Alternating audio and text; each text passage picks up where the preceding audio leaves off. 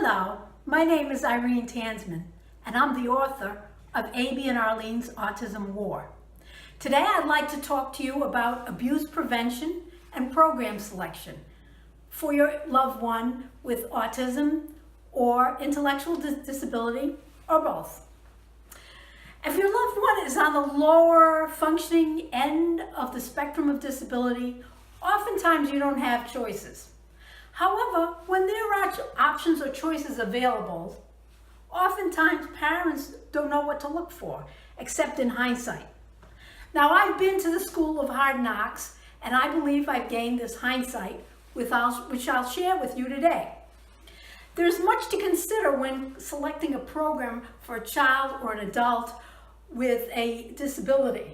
But I'd like to concentrate on one issue that I feel is of tantamount importance. This is abuse prevention. Sadly, I believe when there is a vulnerable population, such as the elderly, people with disabilities, or children, there will be abusers that will flock to the opportunities which will provide them access to that vulnerable population. A parent might feel reassured when a program representative tells you that abuse is, quote unquote, not a problem. Not a problem in our school or constellation of human services. But what that representative is actually telling you is that they have no abuse prevention strategy. If they act indignant when you ask about abuse prevention with a "how dare you accuse us of abuse" attitude, the red flag should start waving. There is an issue with abuse that needs to be addressed in all programs that serve the vulnerable. And if they deny that it occurs at all, there is a risk that when abuse occurs, it may be swept under the rug.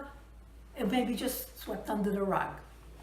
So what do you do when you hear, so what do you want to hear when you ask them about abuse? You want to hear that they have an oversight strategy that prevents abuse from occurring. They recognize that it happens and they have a strategy. There are many good ways to do this. Here are some of the ways to prevent abuse from occurring. You could have regular body checks and inspections. We're looking for scrapes, we're looking for bruises, we're looking for evidence that physical abuse may have occurred. They could have a no retaliatory policy for staff who report abuse and abusers, even when the abusers are higher up on the organizational chart.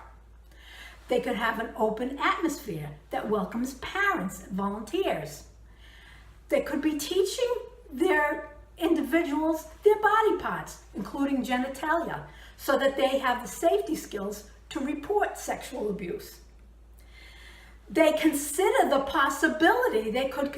possibility of abuse whenever there is a sharp negative turn of the individual's behavior. They could have unannounced visits of supervisory staff, oversight resources, or concerned families.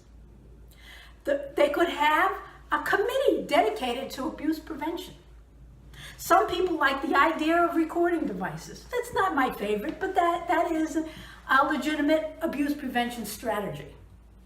There are state rules that require criminal background checks. Some states require fingerprinting.